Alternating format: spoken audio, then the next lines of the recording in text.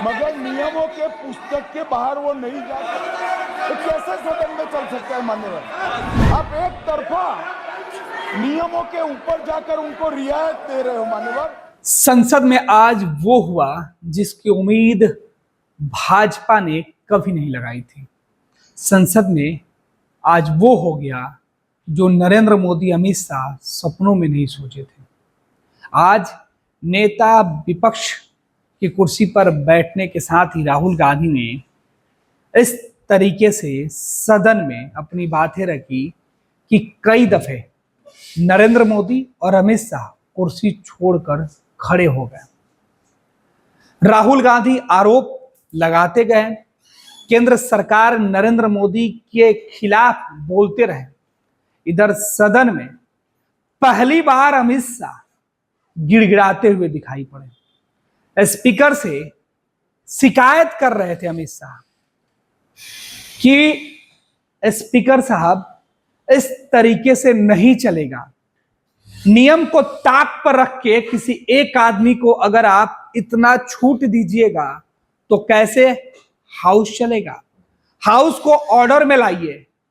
ये अमित शाह आसन से अपील कर रहे थे। पहली बार ऐसा हो रहा था।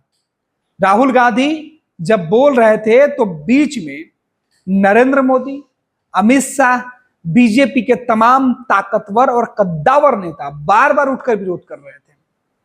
लेकिन जब अमित शाह, राहुल गांधी का भाषण खत्म हुआ, राहुल गांधी के आरोप जब खत्म हुए, तो किताब लेकर संसद के अंदर अमित शाह रूल रेगुलेशन की दुहाई देने लगे। स्पीकर से मांग कर दी। स्पीकर के सामने अमित शाह ने कहा कि ऐसे नहीं चलेगा। कैसे आप एक तरफा सुन रहे हैं? कैसे विरोधी दल के नेता जिस तरीके के तथ्यहीन आरोप लगा रहे हैं, जो बातें वो कह रहे हैं, ट्रेजरी बेंच उस पर सवाल उठा रहा है, उस पर टोक रहा है, उसके बावजूद भी आसन उसकी जांच नहीं करा रहा है। ये लोकसभा की कार्यवाही की जो पुस्तिका है, उस कार्य नियमावली की संचालन के लिए जो पुस्तिका रखी गई है, इस पुस्तिका में इस बात के लिए पेज नंबर इतना पर जो है वो मेंशन किया गया है। अमित शाह किताब के पन्नों में लिखी गई जो संसद चलाने की नियमावली है, उसकी एक एक बिंदु को बता रहे थे। पहली बार विपक्ष के सामने सत्ता पक्ष इतना बेबस दिखा कि अमित शाह को अपने ही स्पीकर के सामने अपनी ही सरकार की कमजोरियों को छुपाने के लिए, कमजोरियों पर उठे सवाल, उन आरोपों की जांच करवाने के लिए विपक्ष के नेता ने जो आरोप लगाए उसकी सत्यता की मांग कर रहे थे। नरेंद्र मोदी, अमित शाह दोनों आज राहुल गांधी के आरोपों पर सदन में जिस तरीके से सवाल उठा रहे थे, बार बार अपनी कुर्सी से उठकर टोक रहे थे, इसके बाद सदन के बाहर यह चर्चा हो रही है कि आखिर अमित शाह को क्यों स्पीकर के सामने गिड़गिड़ाना पड़ा, राहुल गांधी के बयानों की जांच की मांग क्यों करनी पड़ी।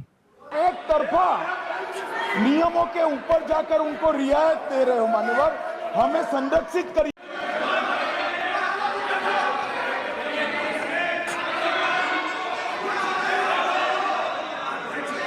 आप बात नहीं करते, आप गले नहीं लगते, आप उन्हें आतंकवादी कहते हो। आप कहते हो ये सब आतंकवादी हैं। झूठ नहीं है, झूठ नहीं है, सच है, सच है।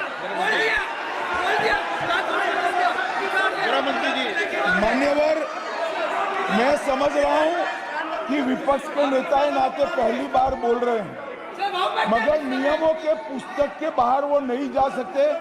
ये स्टेटमेंट करे कि हम कहते हैं कि किसान आतंकवादी, तो कैसे सदन में चल सकता है मान्यवर? आप एक तरफा नियमों के ऊपर जाकर उनको रियायत दे रहे हो मान्यवर। हमें संरक्षित करिए, ऐसे नहीं चलता। 700 किसानों ने ये लो मुंह मीठा करो, आज मैंने अपना जॉब छोड़ दिया, अब हम पूर्णिया वापस जाएंगे। जॉब छोड़ दिया है? मतलब ये घर कैसे चलेगा? हम करेंगे क्या? और माँ बाबूजी क्या बोलेंगे?